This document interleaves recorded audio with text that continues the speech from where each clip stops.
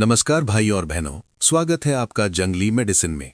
आज की जानकारी बहुत ध्यान से सुनिए, क्योंकि आज हम जिस वनस्पति की बात करने जा रहे हैं उसे अधिकतर लोग खेतों में, रास्तों के किनारे या खाली जमीन में उगा देखकर खरपतवार समझकर उखाड़ देते हैं।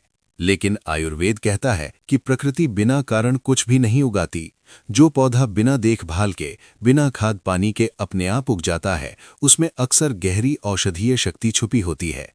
आज हम बात कर रहे हैं उसी उपेक्षित लेकिन अत्यंत उपयोगी वनस्पति की, जिसे आयुर्वेद में स्थितिवारक कहा गया है और आधुनिक वनस्पति विज्ञान में इसे सिलोसिया अर्जेंटिया के नाम से जाना जाता है। शुरुआत में नाम जानकर शायद बहुत से लोगों को लगे कि ये कोई साधारण घास है, लेकिन जैसे जैसे इसकी परतें खुलेंगी, आप समझेंगे कि इसे घास या खरपतवार कहना कितना बड़ा अन्याय है। ये वनस्पति सदियों से आयुर्वेद, लोक चिकित्सा और पारंपरिक ज्ञान में प्रयोग होती रही है, लेकिन समय के साथ इसकी पहचान धुंधली पड़ती चली गई। स्थितिवारक एक कोमल लेकिन सशक्त पौधा है। इसकी पत्तियां लंबी, पतली और हल्के हरे रंग की होती हैं। ऊपर की ओर इसके फूल या पुष्पक्रम दिखाई देते हैं, जो कभी चांदी जैसे, कभी हल्के गुलाबी या सफेद रंग के होते हैं। यही वजह है कि अंग्रेजी में इसे सिल्वर कॉक्सकॉम भी कहा जाता है। ये पौधा अधिकतर बरसात के मौसम में अपने आप उगता है और किसी विशेष देखभाल की जरूरत नहीं पड़ती। आयुर्वेदिक दृष्टि से देखें तो स्थितिवारक का रस कषाय और तिक्त माना गया है। इसका वीर्य शीतल बताया गया है और विपाक कटु माना जाता है। गुणों की बात करें तो ये लघु और रूक्ष स्वभाव का है। त्रिदोषों में इसका प्रभाव विशेष रूप से पित्त और कफ पर देखा जाता है। यही कारण है कि इसे रक्त, पाचन और नेत्र रोगों से जोड़कर देखा गया है। आयुर्वेद मानता है कि जब शरीर में पित्त बढ़ता है या रक्त दूषित होता है, तब सबसे पहले असर आंखों, त्वचा और पाचन पर दिखाई देता है। स्थितिवारक को इन्हीं समस्याओं में सहायक माना गया है। पुराने निघंटुओं और लोक परंपराओं में इसके बीजों और पत्तों का उल्लेख आंखों की ज्योति बढ़ाने वाले द्रव्य के रूप में मिलता है। आंखों की बात करें तो स्थितिवारक के बीजों को विशेष महत्व दिया गया है।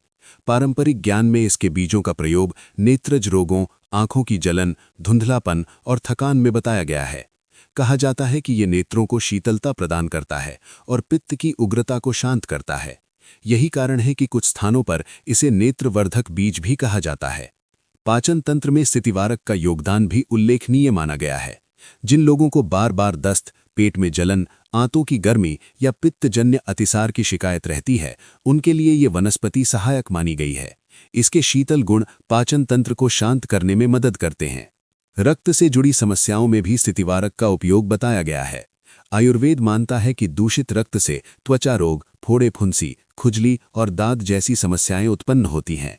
स्थितिवारक को रक्त शोधक श्रेणी में रखा गया है, इसलिए इसे त्वचा रोगों में सहायक माना गया है। त्वचा पर इसके पत्तों का बाहरी प्रयोग भी कई क्षेत्रों में प्रचलित रहा है।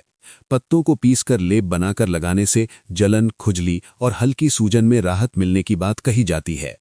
ये कोई तुरंत असर दिखाने वाला चमत्कार नहीं है, बल्कि धीरे धीरे काम करने वाला पारंपरिक उपाय माना जाता है।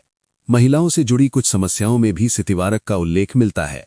अत्यधिक गर्मी के कारण होने वाली जलन, कमजोरी या रक्त से जुड़ी समस्याओं में इसके शीतल गुण सहायक बताए गए हैं। लेकिन यहाँ ये स्पष्ट समझना जरूरी है कि आंतरिक प्रयोग हमेशा वैद्य की सलाह से ही किया जाना चाहिए।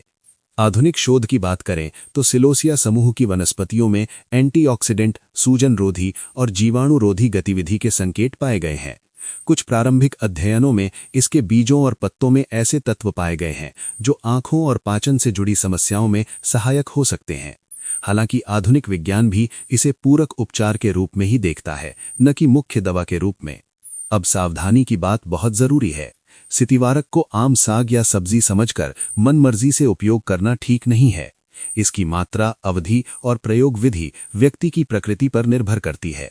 अत्यधिक मात्रा में या गलत तरीके से उपयोग करने पर पाचन गड़बड़ी हो सकती है।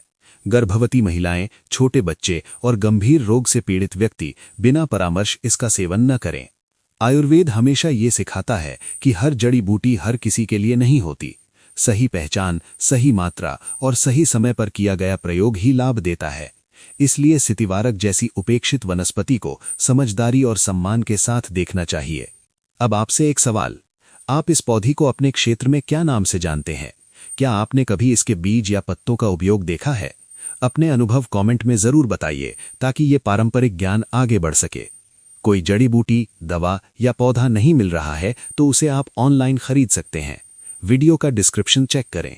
याद रहे, हो सकता है कि आप इस वनस्पति को सही से ना पहचान पाए हों या प्रयोग करने में कोई गलती कर दें।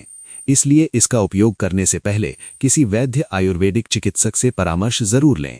ये जानकारी केवल आपके शैक्षणिक उद्देश्य के लिए दी गई है।